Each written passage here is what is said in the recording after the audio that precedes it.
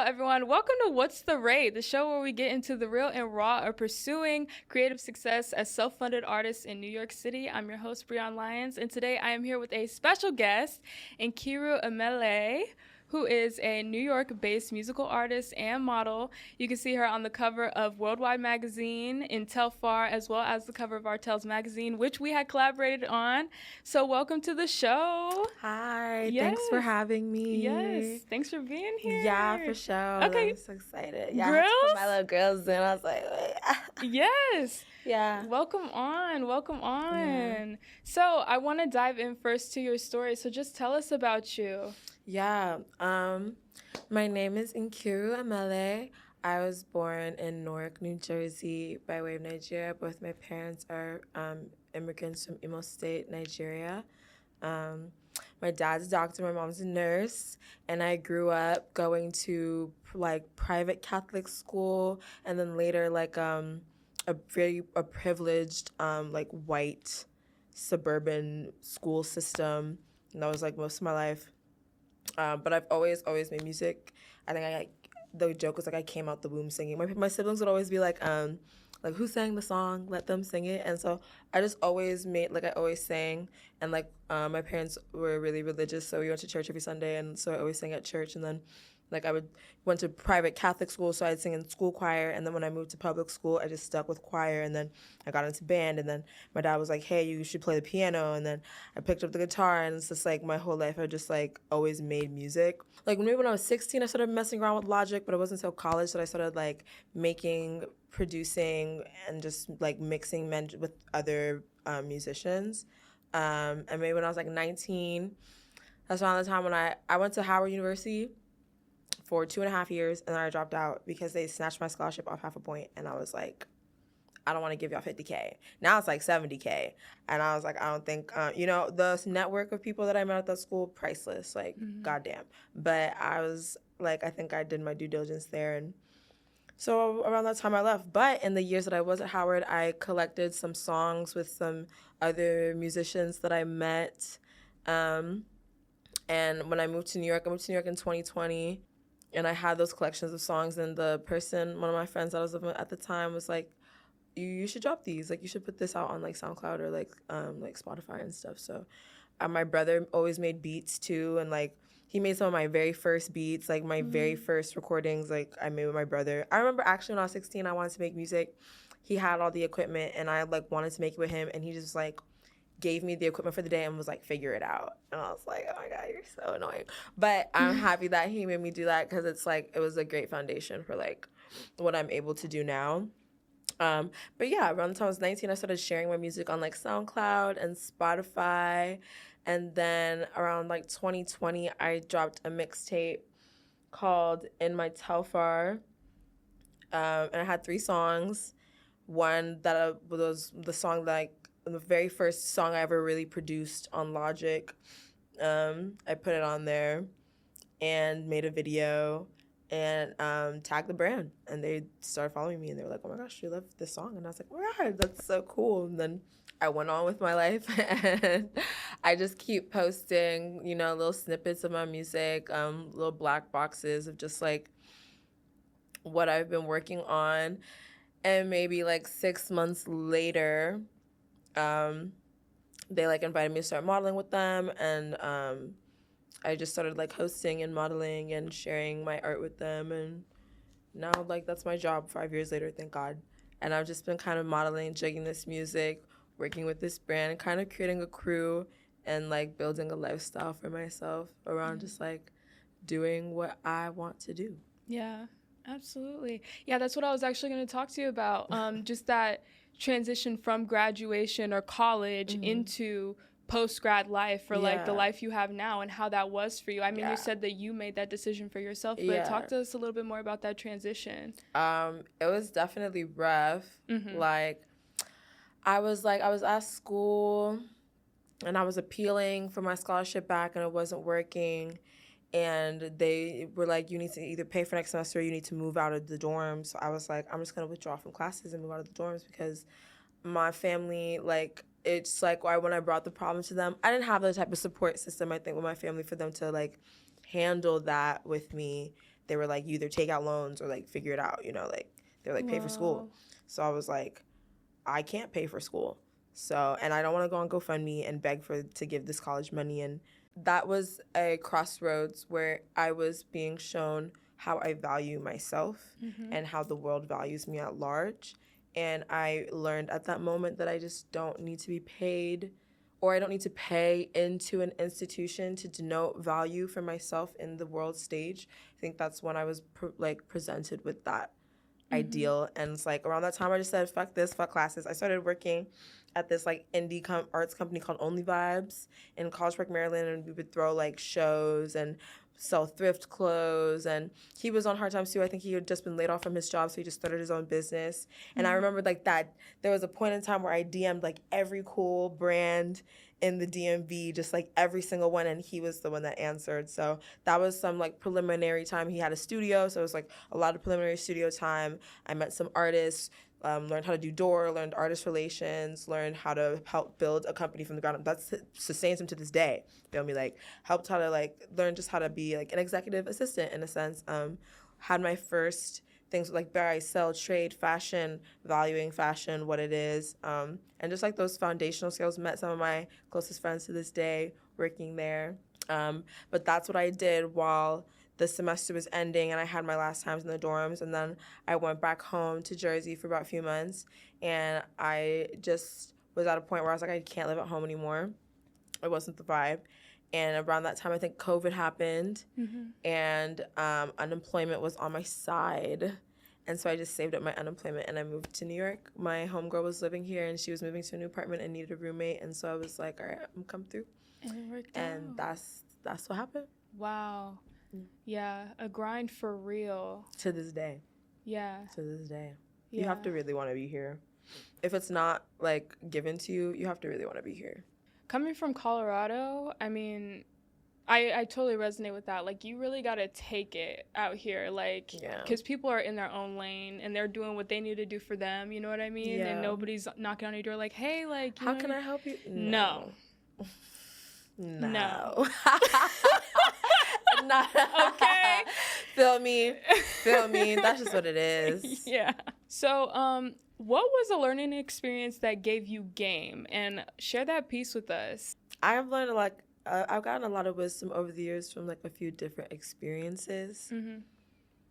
And on one hand, I think what really taught me, you can ask for what you want, and the only thing standing between you getting what you want and you not getting what you want is how much you believe it. Because how much you believe it is going to determine how much you make somebody else believe it. Is really when I had to go to court, and I had to like be accountable, and I had to like, you know, it was a situation that was definitely like out of my hands. Like I got caught up with the wrong people, but I had to still be accountable for that. And I was like, okay, how do I get out of this fucked up situation, this crazy situation, while still protecting myself and like, you know, mitigating like the least harm possible. And when it was like super expensive, kind of embarrassing, super sobering, but it learned, you know, like it taught me how to chat. You know, you have to be able to really talk to the judge, and when you talk to that person, you better be able to shoot straight, and you better be able to know what you're talking about. Because if you slip up, it could really be the difference between his mood that day and whether you are, you know, whether you can be outside and I'm sitting here with you right now, or like, you know, I could slip in there. And it really would have just been like, it's based on not so much if you're right or wrong, your integrity, any of that. It depends on your ability to engage with the person in front of you, period. Because it really depends on how they feel that day. But once you overcome something like that, it becomes really easy to like talk to others and ask for what, like, it's like, you know, ask for what I know I am, what I know I need, what I know I deserve, et cetera, because it's like you, like, I have to. Whew. Well, now I'm going to ask you, how did now I'm about to ask you about success. Yeah. Okay, getting into the vision, how did the vision of your success change from when you started to where you are now? Oh, that's such a good question. You know, when did I start is really the question. Like, I have always made music, and I'm going to sing until I die. You know, like, it's just like a thing that I like to do. But I think that when I was younger, I would see like Beyonce, Rihanna, and like be super attracted to that. And I'd be like, oh, I want to be on American Idol. Like, I was always attracted to this, like, oh, I want to like sing on stage with all, but it's like, I never thought of it as like a realistic thing. For real. I was vibing through life. Like, I was like, I don't know, maybe I'm gonna be a lawyer or something. You know, like I was, but then I think really when I started working with Telfar's been like a huge mentor and like basis for encouragement and really like creating a space for me to feel confident in my artistry and like have a place to express it and develop it at my own pace without feeling like I have to like do all this stuff that I'm seeing. Like the biggest thing has been able to have a mentor. That space, that support system is so key. If you don't have no one supporting you in this, you cannot do it. You cannot do this alone. Like, you just can't. It's not possible. And a lot of people try to make it seem like that it's not possible. You didn't do it alone. Like, he's been like a tremendous influence on what I think success can even look like, what I can build for myself, what you can create when you have people together, how you can structure things. Like, it doesn't have to be, or even my career as a musician doesn't have to be what I've seen. It doesn't have to be Rihanna or Beyonce. You know, like, the more I meet people in those spaces and uncover, it's like, that doesn't have to be what I do. That's not me. And there's different ways to reach success and like what success even looks like. Because it's like, yes, I want to make 20 bands in an hour. I want to make 50 bands an hour. Like, I want, like, you feel me? I love the rush. Feel me? That would be crazy. But it's also like, I like that Telfar made the company where it's like, it's him and his two close friends. And they all own equal share. And they're working on it together all the time. And we're vibing. And it's like, everyone that works there, he makes you his friend. If he's, you know, like, he really wants to engage personally. And I think that like intimacy of engaging personally with the people who support me and investing in them and creating this idea of the people bank is really what I think success will look like for me. Like, yes, I want a lot of money. Don't ever get that wrong. But the success wouldn't come from a lot of money. It would come from the environment that I can create with a lot of money. And that's like, I think that before, like, I didn't have a clear marker of success. I was like, just be rich, you know? But now it's like, it's more than that. It's like, it's not so much about having a lot of money, but like, what am I doing with it? And like, what can I do? If I got $1 million tomorrow, like, what would I do? And like, having that plan, like, being able to even think that way, and like, in my day-to-day, creating that ethos so that it doesn't matter how much money I have. Like, I'm always going to be quite literally doing what I'm doing right now. Yeah. You know, just at a bigger scale. I love that, yeah. I found that I had to reevaluate that for myself as well in terms of what do I really want and who do I really want to be? Yeah. So what are the resources you currently seek in order to calibrate your career at this point? Yeah. So really, I think that I have a really strong personal brand. Just not a lot of people can see it because it's like I'd have to probably advertise consistently. I think that all I need is a marketing budget.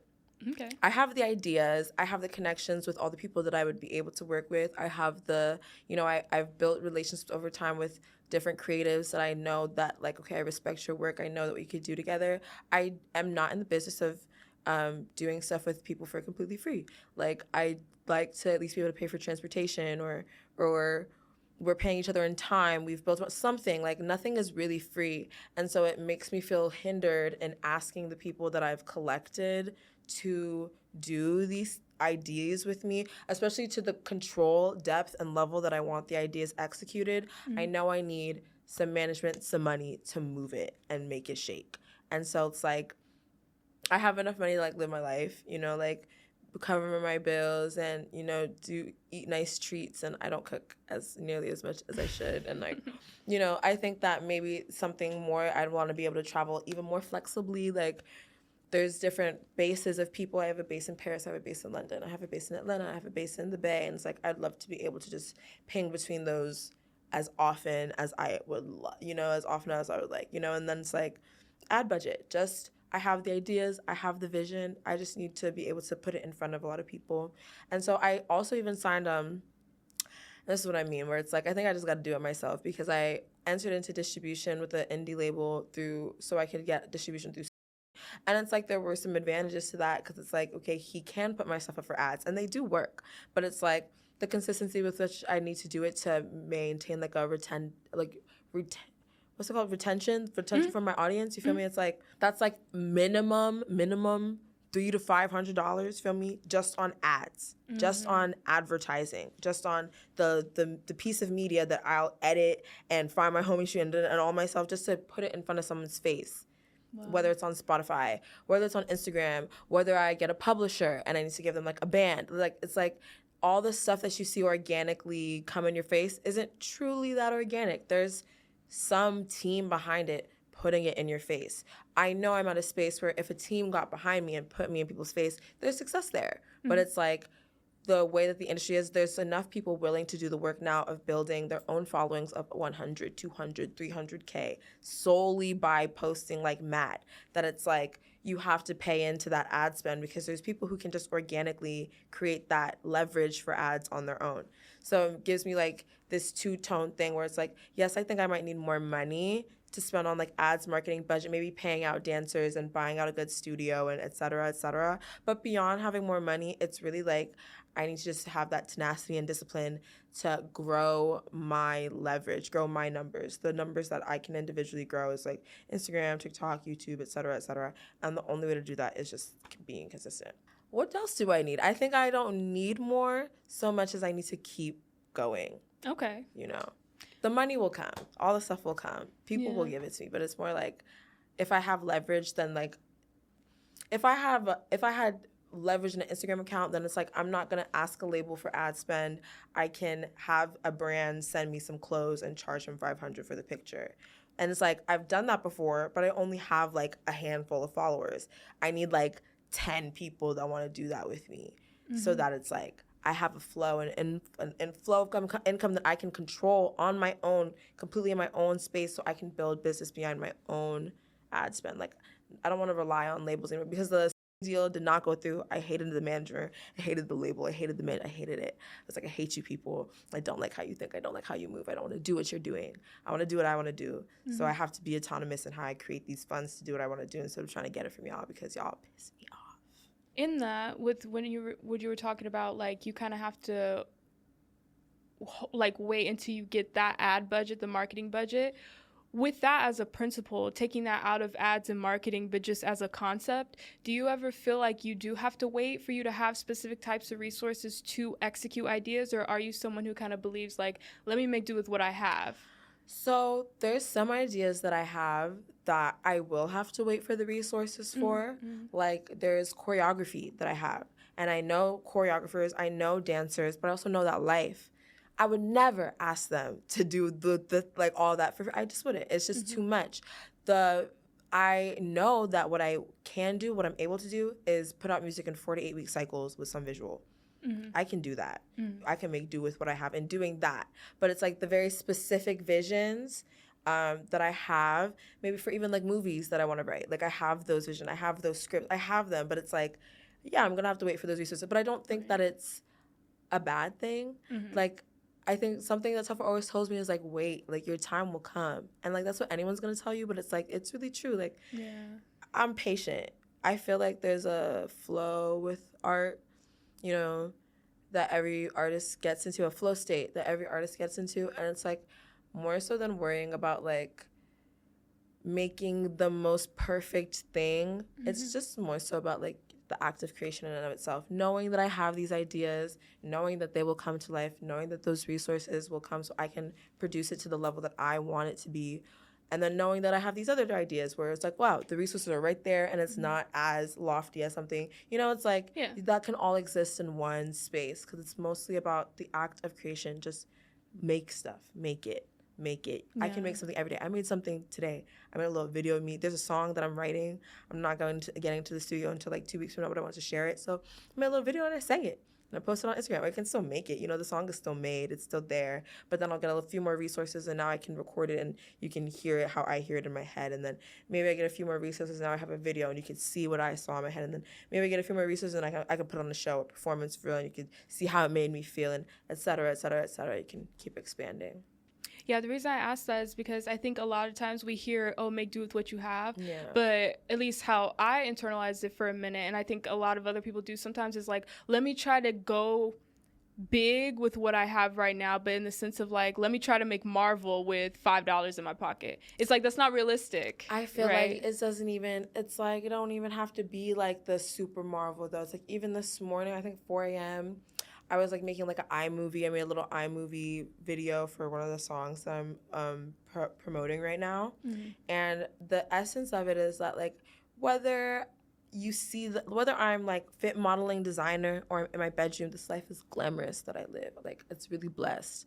Like every time I talk about shit, I'm like, damn girl, you really did something with shit. It's like it's blessed. So it's like that glamour can exist in a cheap iPhoto booth movie, or when I had like a full production team at Madwell and I made my music video. It's like it always exists there. Mm-hmm. It's not so much about like having the best edits and the 4K camera and all this stuff, even though like that's necessary. It definitely translates better. It's definitely like, but it's like, it's not always about that. It's about having like your sense of self, your aura, your style, your image, and every single time you make something, you leave that impression. Doesn't matter if it's like super like perfectly made. It just needs talent is talent, like you'll see it there even if it's something that you made with your phone. I've seen amazing stuff that people have made with their phones, so it's like, yes, make do with what you have, because you have to keep creating. You have to make something every day. I write a song every day. I sing every day. I dance every day. You have to do it every day. You have to do it every day. That's the first step. You have to do it every day. But it's like eventually there will come a moment in the momentum of you doing it every day that things align. And now you can really project it out in a way where a lot more people can see it. And then just keep going, because you were already going to do it every day anyway. Yeah. Now I want to ask you, what's your take on hustle culture? Now, as a hustle queen, no, seriously. Man. Tell me about that. I believe in rest and relaxation. Mm-hmm. I believe in glamour. I believe in beauty. I believe in sleep.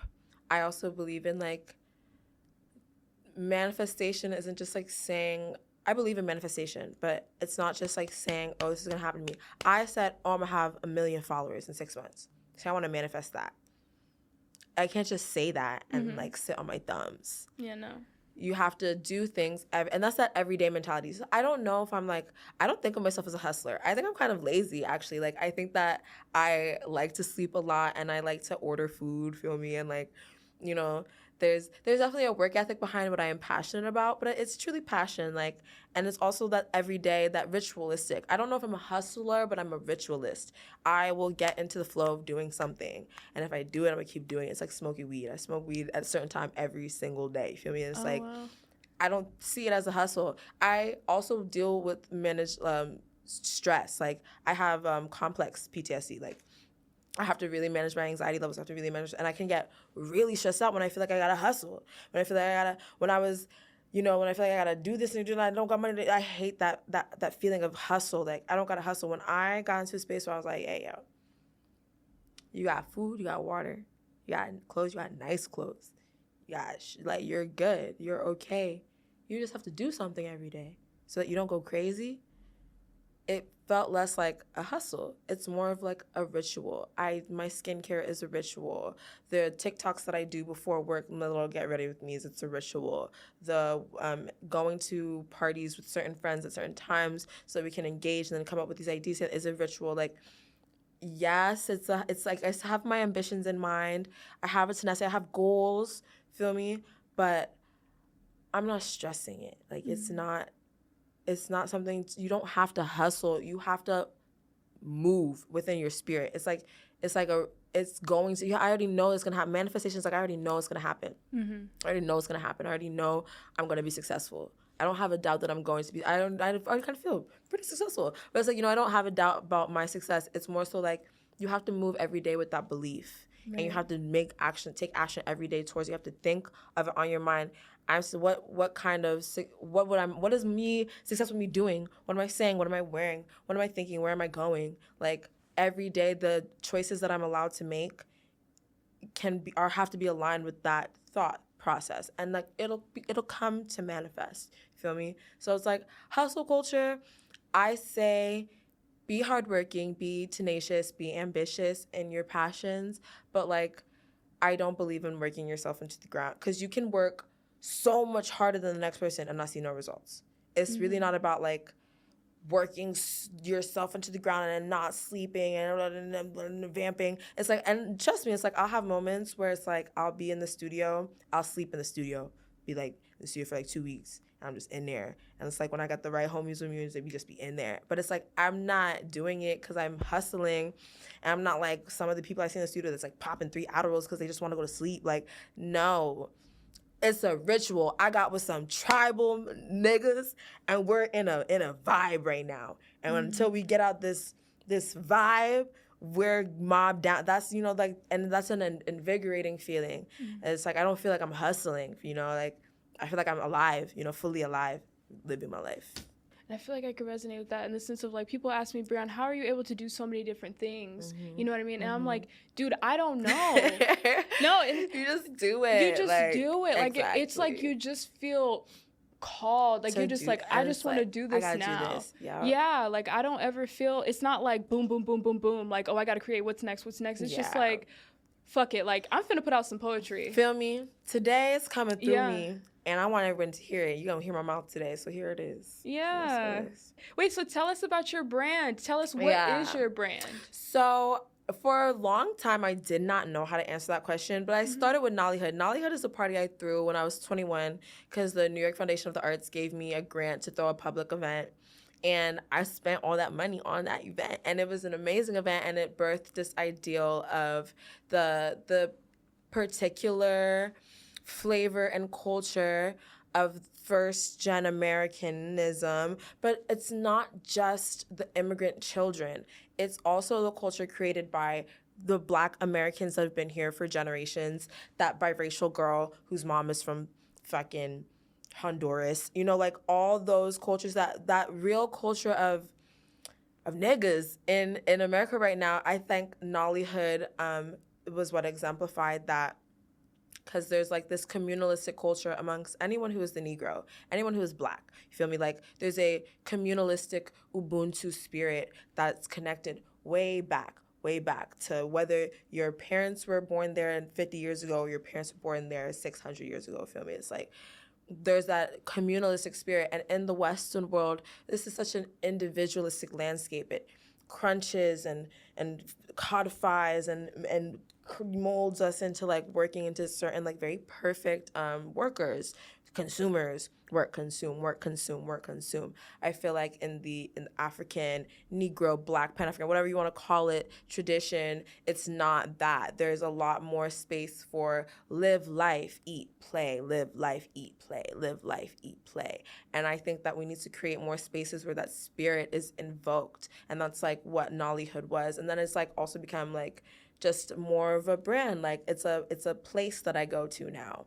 Like a universe that I go to where it's like, and like all my cool friends that I've been collecting are sitting in this universe with me with their zany sexualities and their weird clothes and their not so hidden talents and like those quirky things. And some of them are Dominican and some of them are white, some of them are biracial, some of them are from Senegal, some of them are American Black, some of them are Nigerian like me, but we all have that common ground. And that's like what the ethos of my brand is behind. And then as far as imaging, it's like I love scorpionic, Hades, Persephone themes. I have a logo that I've worked on, and I'm really developing it. Like I don't take my time, but it's like I'm really developing on like creating something that I can share with people. But for now, I'm just using like my music and my sound to help introduce to everyone to the ideals of this universe. Like I want people to really listen to what I'm saying because I'm talking about something for real. Like I'm talking about something for real, and it's like the world that I'm bringing people into is Nollywood, is this place, and showing people that we already live there.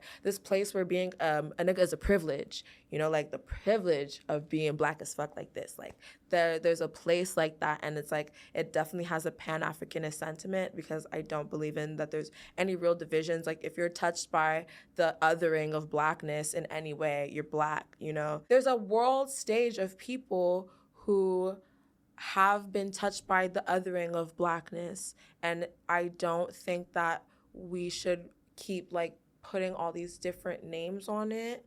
It's one thing, and that's what Nollywood is to me, because I see like the diaspora wars, especially like Nigeria is like such a on the world stage right now. There's so many of us, and so you see like a lot of like diaspora wars, especially honestly between like Black Americans and Africans. And I'm just like, y'all, like we look the same.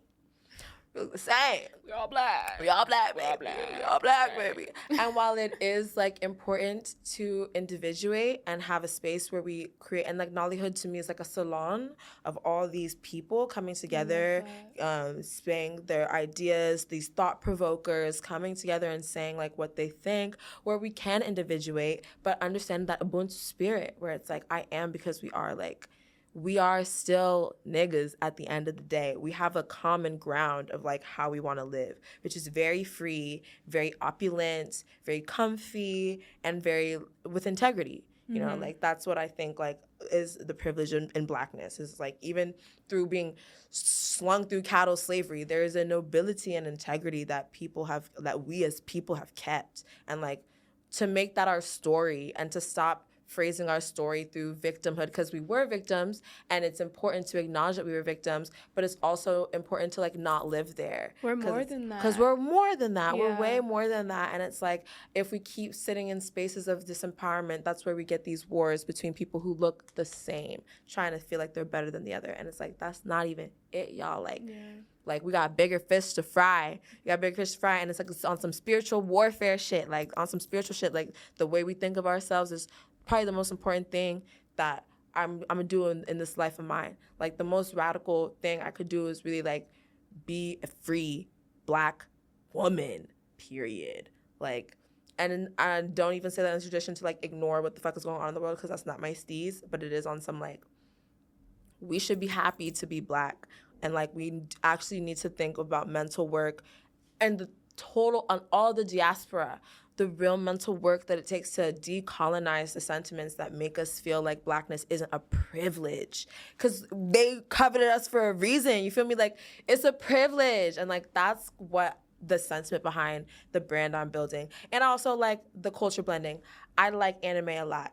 I don't know how I feel about the Asians and the appropriation of blackness, because it can be disrespectful. However, I used to put chopsticks in my hair, and I love putting them chopsticks in my hair, and I know quite a bit of Japanese, and that like Harajuku, Nollywood, but then like New York chic, you know, just like in the hood in New York, you know, like all those things that have come to shape me. I think that there's a whole bunch of people who also are shaped by those same things, and so I'm really trying to create a central space where everyone can feel like, yo, this is my landing place of like where I belong. Yeah. And it's like I don't have to be defined by this or that, because this place is like a real melting pot of like people who are here to understand me as a person beyond the constructs of identity, gender or race or any of those constructs. Like still like knowing that we have them, but like deeper than that, you know, in a way that only other black people can understand each other. Yeah. You know, something that I really want to acknowledge and shed appreciation on and off the mic, I really admire how strong of a self-concept you have. Like, you really know yourself.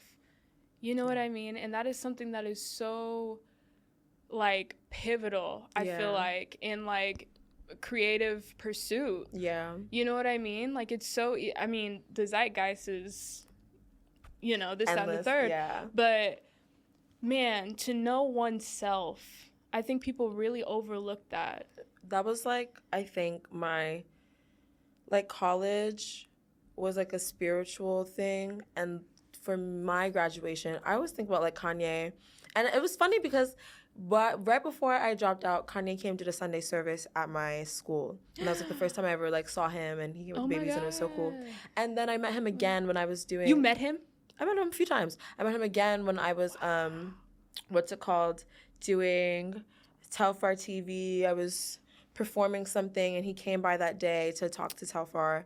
Oh my gosh. And like, I actually have like a little clip in one of my music videos of like when he was there, but I only use the back of his head because I'm not trying to, like I can't just use his image. But what he represented for me, right, in that concept of graduation, because like I didn't get deeply into Kanye until after I saw him in person. Like before then, I was like on the hate train, and now it's just more like he's really a human being, y'all struggling, like leave him alone. But that concept of graduation, of spiritual graduation, I think I created for myself in what I have made of my own self-concept. Self-actualization was such a big thing for me for so long. Like, who am I? Who am I? Who am I? And I feel like had I continued college, it might have messed with my ability to decide that for myself. I even think about it with singing. Like, I minored in jazz, voice, and piano. And it's like, even when I took piano lessons, it's like I did it enough to learn the rules so I could break them. Because it's like I don't want to be a cover artist. I don't want to be a classical pianist. I don't want to be a jazz pianist. I want to make Enki, whatever the fuck that is. That's what I'm making. I want to make something that's really from my own soul. So I always knew to learn enough from the spaces to get what I need, but not feel like I needed this to validate who I am. Because the only one that can really validate who I am is me. Like, I'm the only person in my head, feel me? Like, I'm gonna die in this body, and no one else is coming in this body, can't do all this stuff, feel me? This is the only thing I truly own is my mind, my body, my voice. So it's like having that time where those little 2 weeks in jail, I thought a lot, feel me? Dropping out and having to go home for 6 months and deal with home, like those, and then moving to New York, trying to figure out housing in New York, my first touch with housing instability in my whole entire life, figuring out jobs, like getting cut off, like I don't have, familial support as far as like my finances, I have to support myself. Like all those things were like second college, it's like that was, and it's like had I took the safe route and finished school, maybe I would have some corporate marketing job in some fucked up record label, which would be cool, but I wouldn't have my cool job that I have now, doing what I have now, knowing myself the way I do now. I might not have as clear a self-concept had I allowed them to bully me into giving them $50K, basically, Right. And it's like, I still believe in school. I went back. I keep going back, feel me? Like, I love going to school, and, like, I'll probably go, like, till I'm old, just, like, for fun. But it's like, I don't believe putting your value as a person in a degree. I don't. Anyone who I know, all my siblings, all my friends, all of them that have finished school, when I go back, they're like, I don't even know why you're going. No one's like, I feel they're like, you do not need to go to school. And it's like, it's not to encourage people to not go to school, because it's like I still went up to my junior year. Like, it was still very integral. Those relationships stand with me to this day. Mm-hmm. The things I learned there stand with me to this day. I think higher education is integral to your development as a human being. But I feel like when it gets to that point where it's spiritual warfare against your body, where you're taking on debt that you've never seen $50,000 in your life. You've never seen $100,000. You've never seen $150,000 in your life. And the way that school was run, HU, I love my bison, but I was like, I feel like I'm worth more than this. Mm-hmm. I'm worth more than this. So I can say no to this space, to this degree, to this place, and find something that truly reflects how I value myself. And then I had to go on that journey of like really defining how I value myself, and even like modeling like such a thing, because like it's saturated with people who don't really value themselves as like, I'm a supermodel. And I don't think I'm a supermodel. I think I'm a bad bitch. But it's like I know how much I'm gonna be paid to do it. Right. I know I'm a unique face. I know no one else got my face. No one else has my seeds. No one else has my aura. If you want me, it's because I'm gonna sell what you feel me. And it's like just having that thought process about me is something that it's like a lot of people don't have. And I feel like it's because they were institutionalized. Like college is another way of institutionalizing people, and it's like I've seen it. A lot of people, artistic people that I know, like lose their spark, lose their drive, lose their confidence in their ability to make decisions for themselves because of their schooling, and how schooling showed them that they have less autonomy than they thought they did. Mm-hmm. You have to do this. Mm-hmm. You have to do this or you're going to die. And I was like, I don't got to do shit. Wow. I don't have to do nothing but be black and die. So if I'm going to die anyway, I might as well do what I want, you know? And to each their own, because it's not been easy. It's not been easy, you know? I'm also lucky. I'm also like tenacious. There's so many things that go into it, but I don't feel like, you know, college was not going to validate me. Yeah. No relationship, no college, no none of that. The only person that can validate you is yourself, your own concept of self, and how you project that out into the world. That's the only thing. You know, someone told me, they were like, Breonn, now's your time to go find out. You know what I mean? Like, I was at a point where I was like, I was working my retail job. Or no. I think I was working at the photography studio. And I was like, yo, this man talks to me crazy. And is it worth it? And that was my only stream of income at the time. Yeah. And I was like, it's not, dude. Yeah. It's not. So I was scared to take that risk because I have never had to just figure it out. Like, I'm very big on stability and knowing what's next. You know what I mean? And this person told me, they were like, Breonn, you don't know what's on the other side until you see what's on the other side. You got to just go find out. Just go find out. Just do it. You know what I mean? And don't be scared if you fall, because in that fall, you're going to learn more about yourself. And you can always get back up. But also, it's for the plot. You know what I mean? Yeah, there's stories to be told. Yes. You just go and do your shit. And that's also shit I can use. If I need to play a character, if I see something crazy and I'm like, okay, now I could play that. I think I would love to get the shit I've seen. I would love to get into acting, channel some of that. I would love to get into acting, channel some of that, but that's later in life. Yeah, but I also love how you mentioned how it's all fluid. Yeah. You know what I mean? You don't have to rush. And to be transparent, I find myself in that of like, okay, like, in order to know that it's going to happen, I have to do it. You know what I mean? But it's like, you don't have to see the material yet for it to be validated. Yeah. There's a whole faith, spiritual world where the things, I think you wouldn't have the desire for something if it didn't already exist, you know? If it wasn't already within your reach, if you didn't already feel like you could attain it, you wouldn't want it.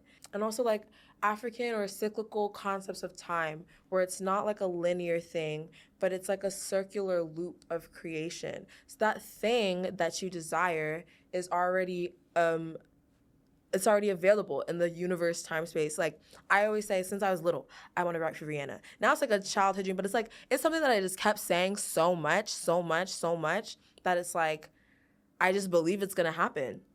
And it's like, since I was a kid, right? And there's all these different signs that be coming to me that I'm like, you know what? I really think it's going to happen. Like, give me like 5-10 years, maybe closer. But it's like, even like, okay, I'll tell you an example. This is one of many examples where it's like manifestation is real. There's this concept, this desire that I had, or I'm gonna write for her. And I don't know how it's gonna happen. I don't know when, but I have a delusional faith that it will happen.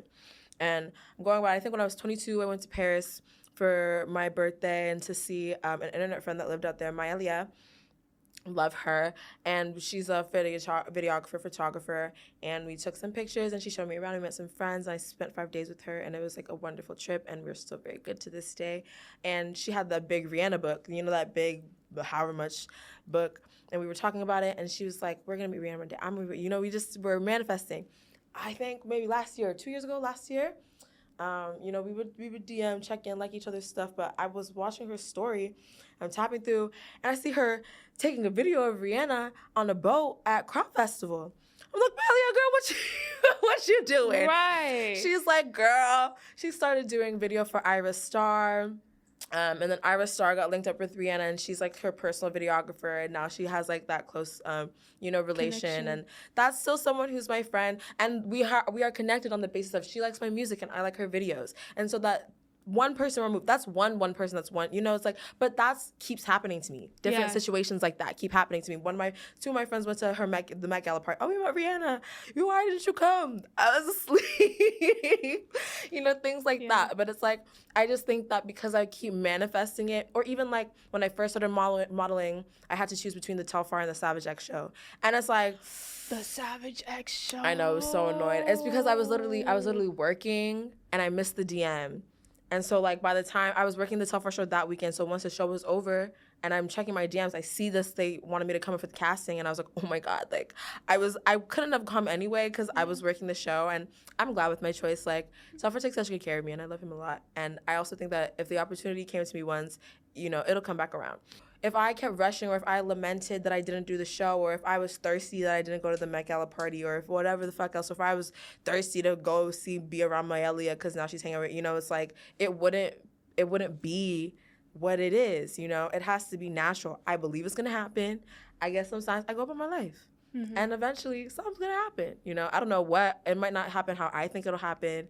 I don't even have a clear vision of all I know is like, oh, I want to write for Rihanna. Like that's the only thing, you feel me? And then you take the omens, and it's like the alchemist, you know? You take the omens, you follow the omens, and it'll take you on your way. And, you know, there's people that I've met when I was 21 that are, you know, super glitz on social media, and now they're all, and it's like, you know, I might let myself feel like I'm behind or something because I have 3,000 followers. But it's like, it's not about that. Like, it's not about that. It's like, there's a path that I'm on, and it's my path. And it's like, if I want 1 million followers later, feel me, like, it'll happen. If I truly, truly believe and I work, it'll happen. Like, that's my real belief of things. But I'm not focused on that right now. Right now, I'm like, I want to jig this cool job. I want to present the music that I've spent the last year and a half creating the best that I can. I want to deepen my relationships.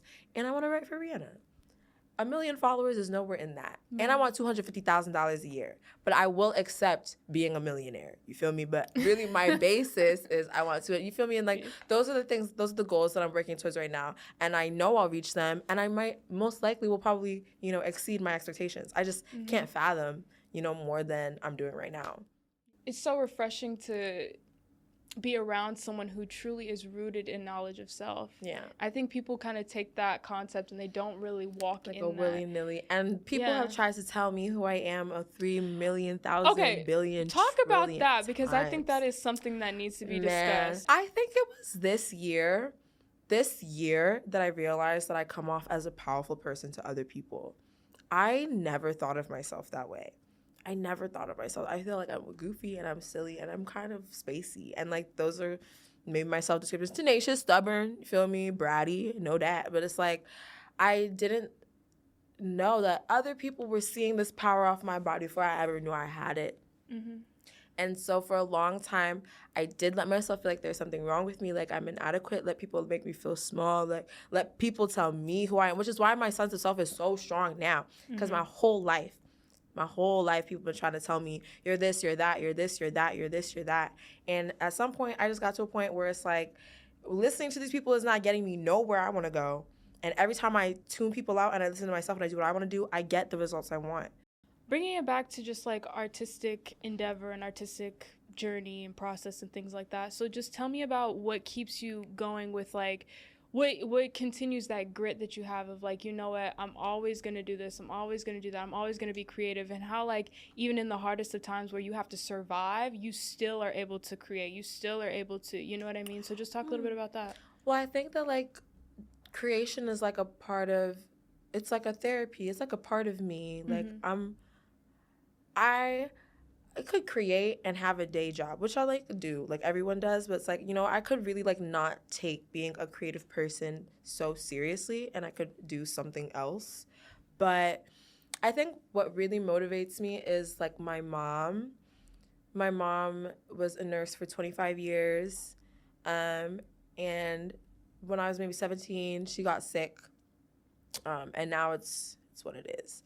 But it's like, she spent her whole life doing something that she was good at, but that she didn't really choose. I think she wanted to be like a lawyer or something. And she chose being a nurse because her father told her, you could either be a teacher or you could be a nurse. And that's the only way out of here. It's the only way that I'm even going to try to. And he didn't support her much in her schooling. So she had just limited options about what she could be. And I think that my parents immigrated here because they didn't want us to have those same limitations. I think that even as I started to show artistic prowess and like they would say like, are you sure you don't want to be a doctor or an engineer? Like when I put my foot down on being like, I don't know, there wasn't a lot of like flack that way. There wasn't a lot of support, you know, like they didn't know what to do, but they weren't fighting me against it, you know. They were just like, until we were. But it's like for the most part, I've always just been like, I saw what it looks like to choose not your soul's path, and it's debilitating and it will eat at you, and I feel like it causes physical disease. So like I dance and I sing and I write because it's like my soul's mission. Like, I need to do it to stay sane. I have ADHD, I have anxiety problems, I have shit going on. Like, I do it every day to stay sane. I've also just been blessed, actually, by God to be put in a space where if I keep doing it and I keep sharing it, I could really do something with it. Right. That's a blessing. And I remember going to church when I was little. One of the churchmen, I'll never forget, he said this, where I would always sing and I would always sing. And then I expressed some like sentiments about maybe not wanting to sing in the church choir. And he said, if you don't use the gift that God gave you, he'll take it away from you. Like, if I don't sing, then what else? You know, this is like, it's something that's been able to connect me to people all around the world. I got my first sign, like, just so many things have happened because I can sing. And like, it's like, fuck, like, why not go after that? Even if everyone else says it's unrealistic and it's hard, it's like, well, life is hard, you know, like, there's no absence of suffering in the world. Like, I'm gonna suffer through something. I'm suffering right now, more so than chasing my dreams. It's like my mom being sick in Nigeria and I can't, be with her, and I don't have the funds right now to like completely just take over everything the way I want to, and like family issues, many medical bills, all that stuff, like the end of life stages of a parent, like dealing with that. And coming into just like my adulthood where it's like I need to send money, you feel me? It's like I need to help with stuff because like my parents are old, and it's like that's also a huge motivation where it's like, I think I heard some story where the neighbor was knocking on the other neighbor's door for food, and he said you think or expect him to ask for 1 loaf of bread, but he asked for 3 loaves of bread because it's not just him that's eating, it's his kids and his wife and his grandmother and his mother and it's like there's that Ubuntu factor that I really live by, where it's like, especially because when I got in trouble, like, who do you think got me out of that situation? You feel me? It was definitely my dad. Even though we don't get along, even though we have all these things, even though there's all those tensions, even though there's all this drama, even though my mom was sick, he still is the reason why I was able to survive that. Mm-hmm. And it put a lot of strain on him. So it's like coming into my adulthood, I'm like, well, I need to be at least able to handle a child as reckless as I was. I need to at least have enough money to be able to handle a child as reckless as I was.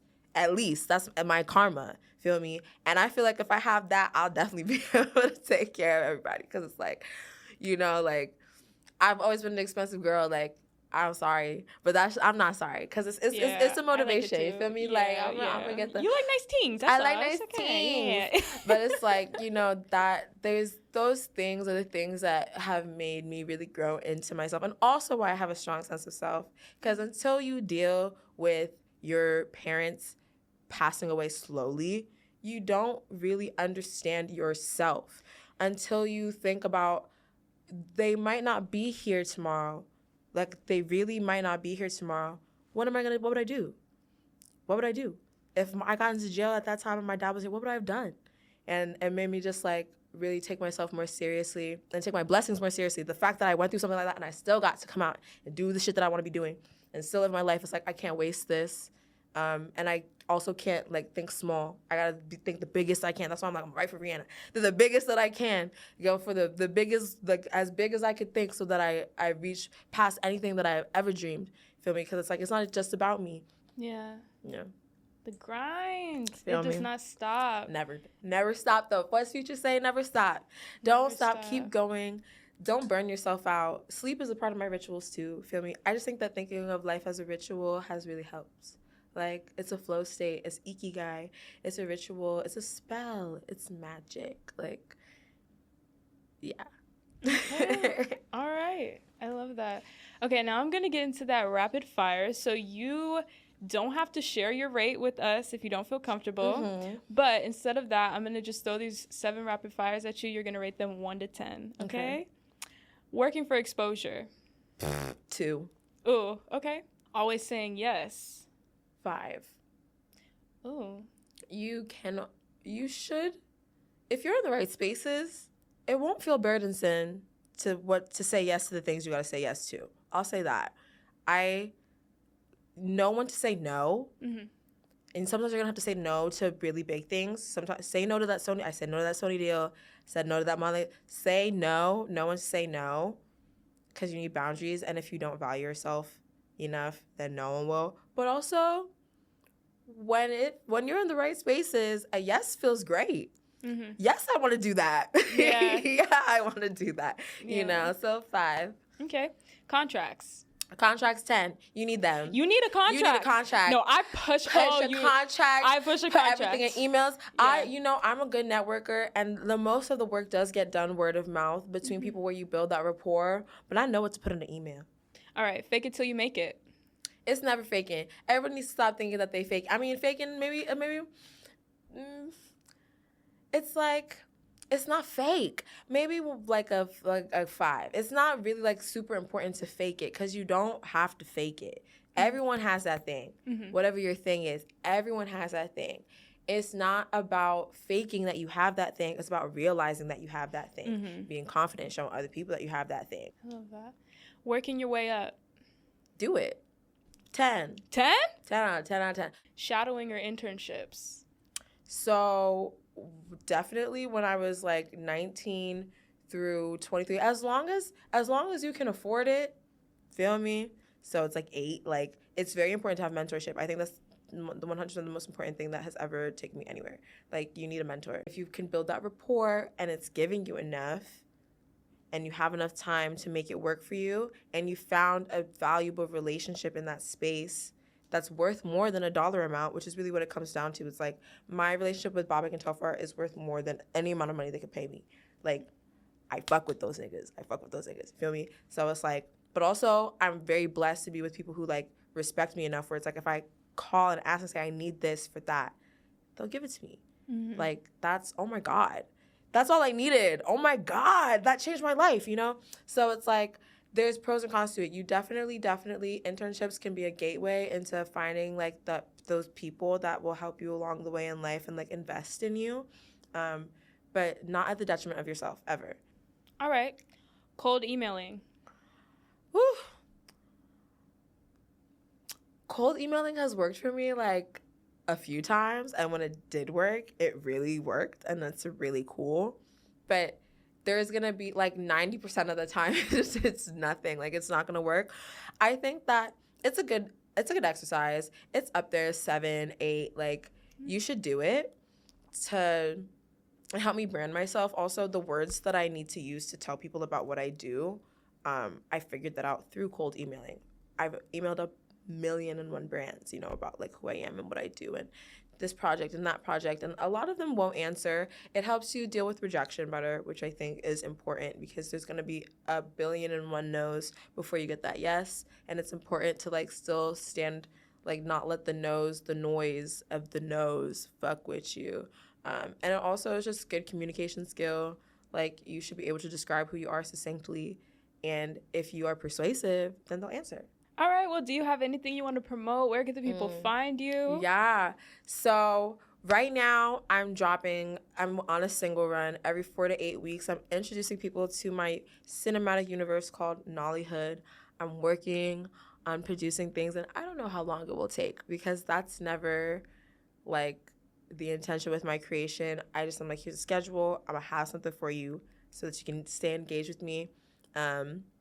I've been dropping new music. I have a bunch of new songs out, new videos out. I'm working on merch. Give me like a year. But I am working on merchandise, and like that's like the concept of the brand. Like, definitely have like a brand idea. That's why now I'm taking social media more serious, because I'm like, now I have a product, the clear product that I want to sell to people. So that's also what I'm working on. But my social media is nki.eme.